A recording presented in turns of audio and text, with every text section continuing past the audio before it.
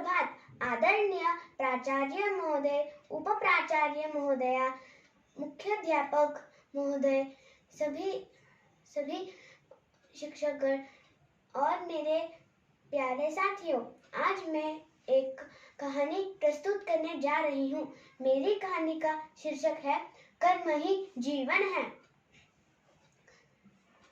एक गांव में एक किसान अपने परिवार के साथ रहता था। उसके खेत में ही उसका छोटा सा घर था।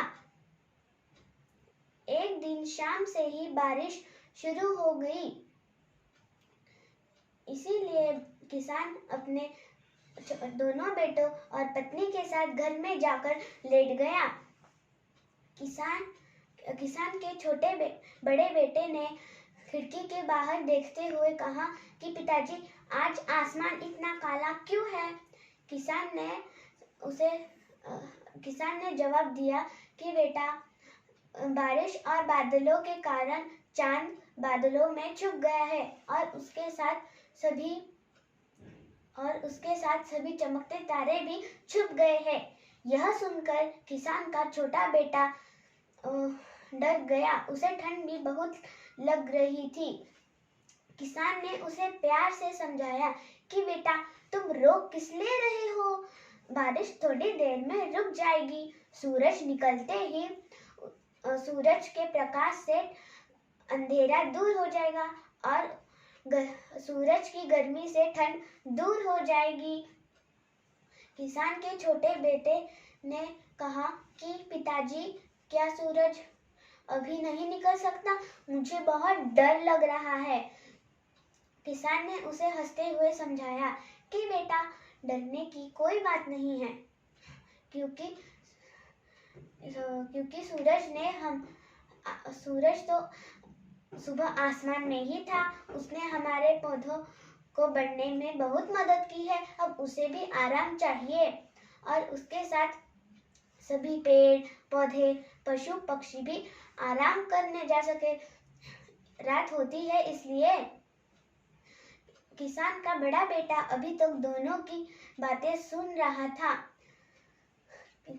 उसने पूछा कि पिताजी, कितना अच्छा होता अगर सूरज ना निकले, प्रत्येक दिन ना निकले और हम मजे से सोते रहे।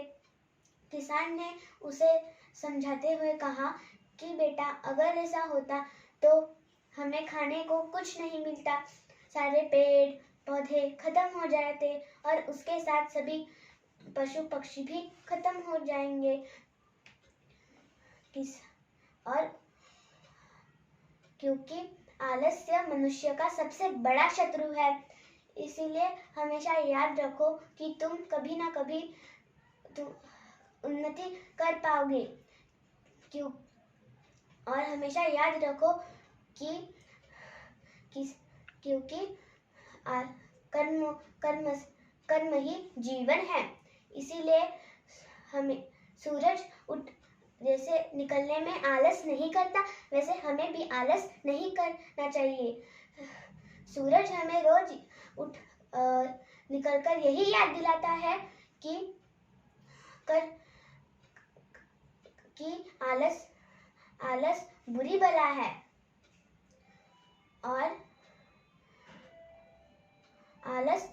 बला है और उसके साथ उठो, काम करो।